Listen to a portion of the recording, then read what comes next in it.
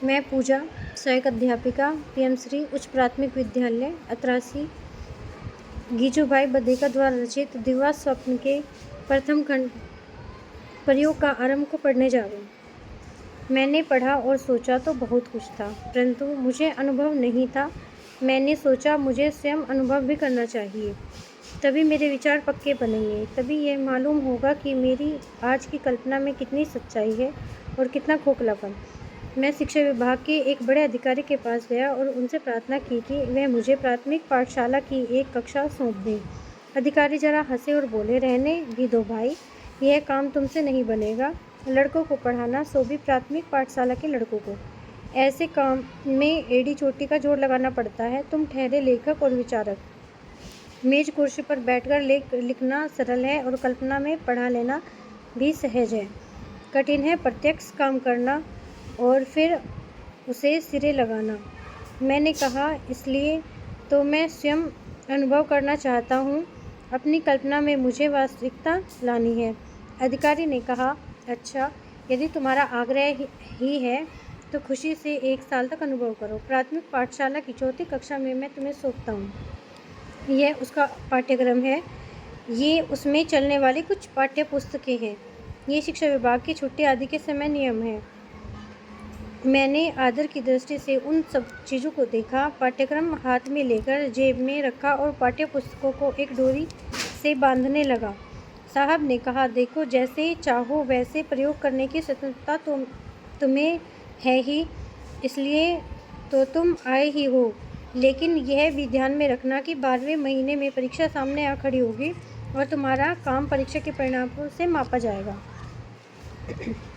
मैंने कहा, कबूल है, लेकिन मेरी एक विनती है, परीक्षक आप स्वयं ही रहिएगा।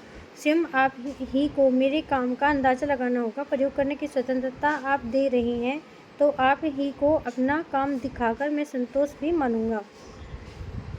मेरी सफलता और असफलता के कारण आप ही समझ सकेंगे। अधिकारी महोदय ने हंसकर स्वीकृति सूचक सिर हिलाया और मैं कार्यालय से बाहर निकल आया।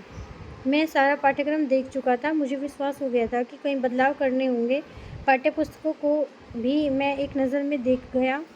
उनके गुण दोषों आंखों के सामने तैरने लगे। क्या क्या सुधार हो सकेंगे, सो भी सोच लिया। मन में मानो पहले दिन से आखिर दिन के काम का चित्र खड़ा हो गया। परीक्षा और उसके परिणाम के दिन की भी मैंने कल्पना कर ली। इन बातों के मंसूबे भी बंध गए कि सारा साल इस तरह काम चलेगा, ऐसा काम होगा और यह परिणाम आएगा। विचारों ही विचारों में रात के दो कब बज गए पता ही नहीं चला।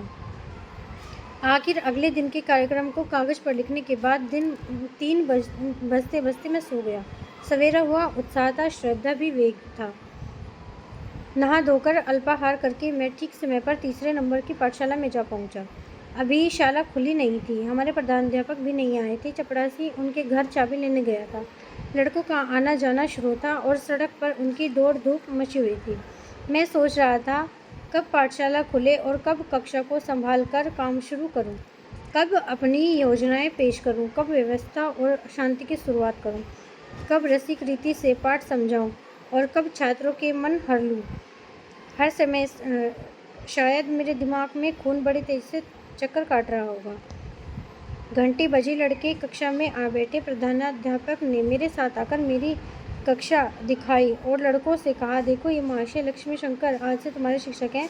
ये जैसा कहें वैसा ही करना, इनकी आज्ञा मानना, देखना, कोई उद्यम मत मचाना।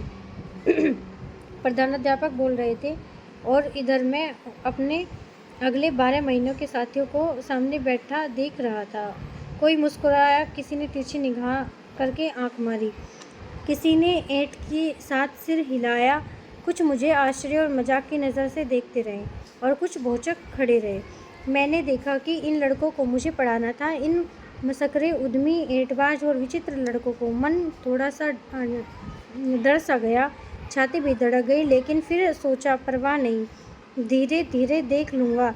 मैं रात नोट की हुई बातें जेब से निकाल कर देखने लगा। लिखा था, पहले शांति का खेल, फिर कक्षा की सफाई की जांच, फिर सहगान, फिर वार्तालाप आदि। मैंने लड़कों से कहा, आओ हम शांति का खेल खेलें।